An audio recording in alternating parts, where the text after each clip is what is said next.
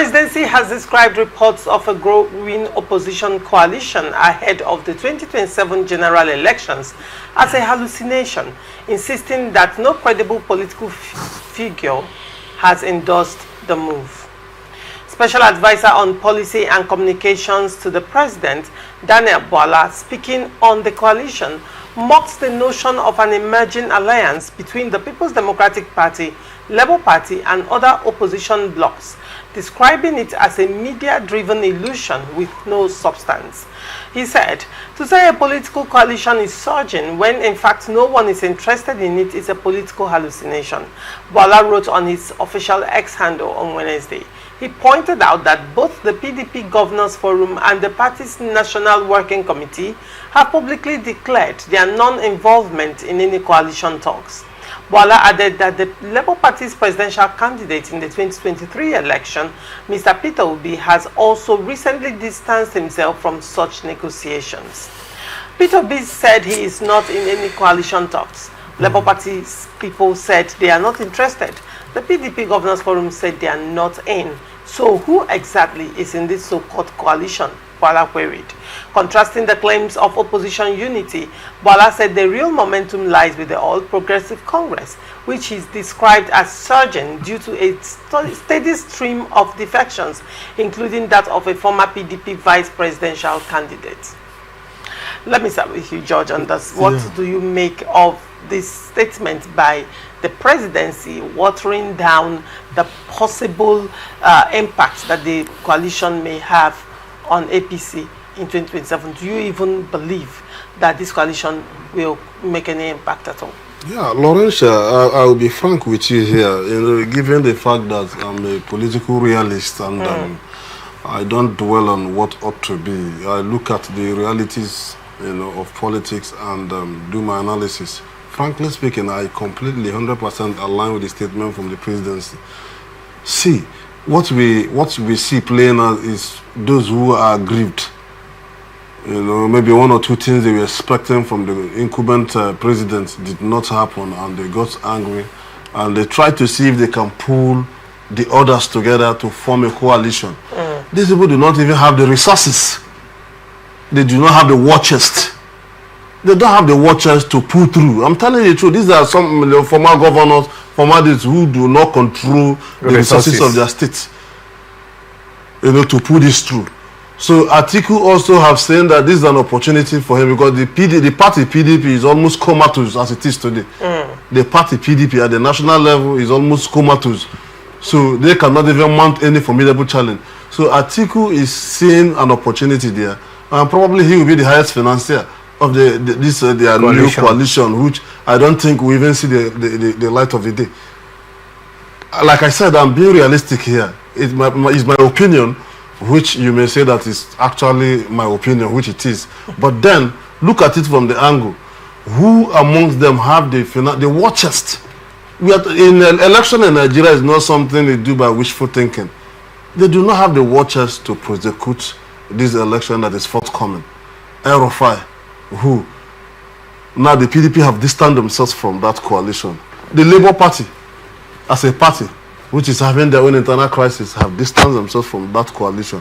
Peter Obi, that has the masses, a lot of people, the masses supporting him, have also said, I'm not interested in what you guys are doing. Do not ride, using my influence to build on something. At the end of the day, maybe they might not give him the ticket. So the man has pulled that he's not interested. So who are interested in this coalition? El-Rufai, Atiku Abubakar, and who else? These people do not have the clout to challenge the All Progressive Congress as far as Nigeria is concerned today. So I don't see them mounting any formidable challenge. That may just be a mirage. It may just be something that is being mounted, but has not really. They may have had one or two meetings discussing on the possibility of coming together. But which party? If the PDP has distanced itself, Labour Party, which other party are we talking about? Is it a coalition of individuals, not of party? Because we are talking about structure. If a party do not have structure, they do not make any headway. So these individuals, let me just ask you, what influence does the likes of El-Rufai have in Rivers State? what influence does the likes of El-Rufai have in Akwa Ibom State? What I'm saying is, if it's a coalition of individuals, they are not making any headway, and that is exactly what we are saying. If it is a coalition of political parties coming to sign the dotted line to say party A, B, C, and D have come together for the purpose of the 2027 election to bring one presidential candidate and make sure that we wrestle with the APC that appears to, to be Levitian, to be so big and wide that, it requires something of that nature to stage them. That one is is something that we quite understand. But right now, parties are not involved. It's individuals. So I ask you the question: what is the influence of El-Rufai? I keep mentioning him because he's at the forefront. He's one of the leaders. What is the influence of these two persons in Osun State? What are the influence of these two persons in Taraba State? So these are the things you have to look at. All right. To give your judgment that this coalition is not making any headway, and the incumbent, the party that is in power today, my dear, I don't think these are people that will just sit idly and watch the opposition come up with something that will, upstage them. I don't think they will not sit idly. Because they are also a coalition and they know the damage they did to PDP. All right, very well. Gochukwu, what do you make of this story? I want to disagree a bit with George. Because though I am a realist and I deal with empirical evidence, empirically what is on the table and what you are seeing the polity is not giving us the premises to be able to draw a conclusion. It's like a mirage, but I know that a lot of things are happening. That's why I said a moment ago to Laurentia, you bring a day, we discussed, I will give you the details of this coalition because I'm taking my time to study it. I'm doing a lot about this coalition. So, APC, remember when El-Rufai left APC, he sends G3. I told you that Bola Tinubu, no matter Boala or Bala might be coming to write something, but they're losing sleep because it was this El-Rufai George is talking about was who made Tinubu whom he is today, because he stood out, galvanized the support from his northern brothers, and he was able to rally around support for Bola Ahmed Tinubu. You could also see that by the statements Tinubu made.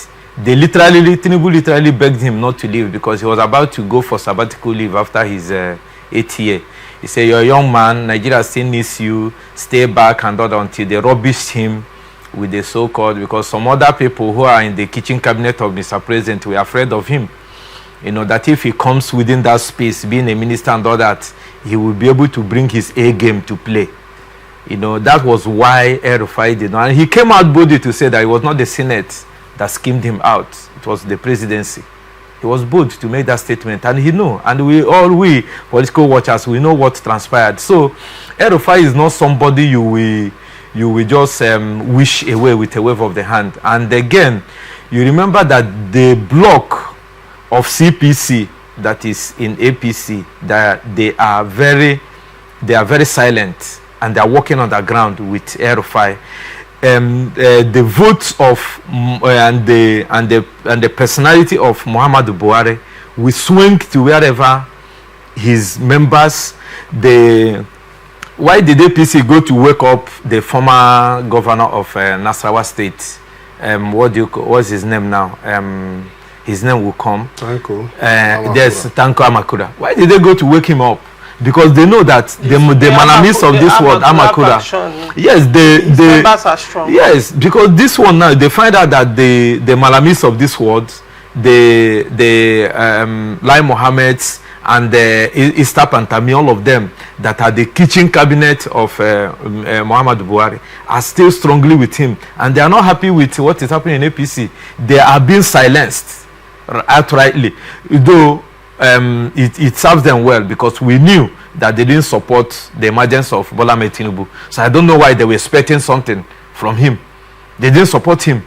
So when you talk about the statement by Bala, it is neither here nor there. It is about somebody who is expressing fear, try to look for something to sugarcoat it, because P2B, I know, did not say I'm not part of coalition. He said I'm not part of any coalition that is not in the interest of Nigerians. It was this Abure that we talked about that said that Labour Party is not part of the coalition. He's working for the sitting party in power. So we don't have time, but what I know is that they are not losing sleep.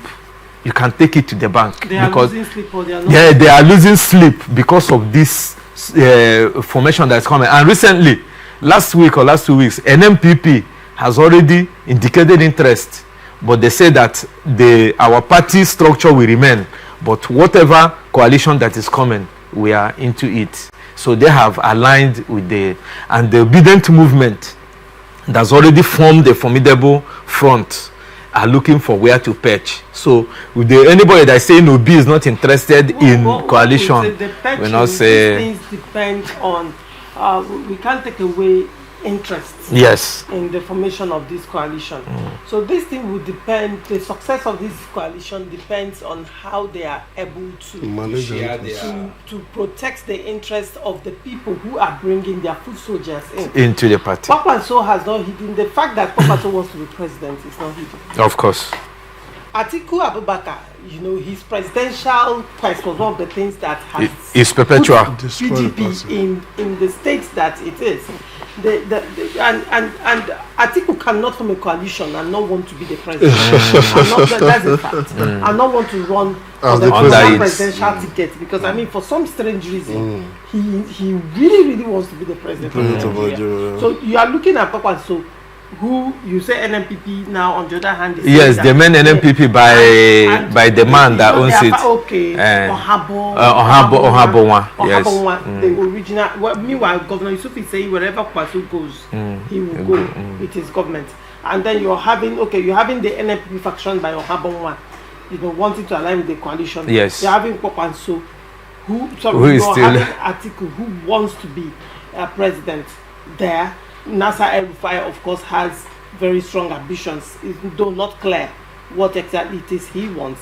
And then Atiku, P2B on the other hand, has come out to say, he's not part of it. But there were talks initially with P2B in that talk. Of course. And P2B wants to be president yet again. So how do you blend these ambitions? Who will shelve their ambition for the other? But I just said something earlier here. I said I did not see the reality of this coalition taking place. This was exactly what I had in mind, majorly, that I did not place before the public here. The interest of these individuals, P2B, the reason why P2B said for now he has not, there's no such thing like coalition, he's not interested, is because he also wants to run for election in 2027. Now, like you said, Atiku Abubakar perpetually are saying that this thing, in fact, is an exclusive preserve of me to contest for presidential election. Now, he will also be there. Kwakwanso will also be there. And maybe any other person that may want to emerge. And this will pit them against each other. And considering again the issue, because right now, when you're looking at this coalition, sincerely, I've not seen a southern representative there. Yeah, of course. And considering that in 2027 they are still insisting on that gentleman's agreement that the southerner must complete 8 years. So a southern man must be a president. Now the APC has that figured out in Tinubu, correct? PDP, we don't know what they are doing. Yes, we don't know. Labour Party, we don't know what they are doing. Yes. Now this coalition that is now the talk of the town, I am yet to see someone representing the interest solidly of the southern part of the country to run against Tinubu. When you look at this, that's why I am thinking probably the only person right now that one would have said would have been P2B. But P2B apparently is just by the side. I think he's just trying to see if Labour Party will be able to mend fences, and then how the coalition is going to consolidate. I don't know what he's thinking, but then it is what it is. One would say, what George is saying might have a lot of sense. I don't think P2B is even waiting for Labour Party to mend their fences. You think he's waiting for the coalition? P2B has seen it that Labour Party cannot even mount that challenge. Again. Peter Obi will prefer that coalition on the condition that he becomes the presidential candidate. That's why he either have Atiku or Kwakwanso, if Kwakwanso will join, or Nasser El-Rufai. There has been that discussion. If any of them will deputize Peter Obi, there has been that discussion. But now with Atiku joining the fray, which you know that he will never allow to be placed second fiddle, that will what destroy that distance. So that is why Atiku's ambition might destroy it. That is what destroyed the PDP today. But so if it goes there also, it will destroy the coalition. Because it will be tougher, because now he's the founder. He's the rallying point for the coalition. He's laying claim to that coalition. So if he's laying claim to that coalition, he has seen that it is possible that the way PDP is, even if PDP ends up making fences, he might not get that ticket. No, he won't. On the platform of PDP. With the meeting that happened recently with the FCT minister. And now he has moved to form a coalition. To the coalition. So why would he expend so much energy? Energy and resources only on that person. And we have also had that.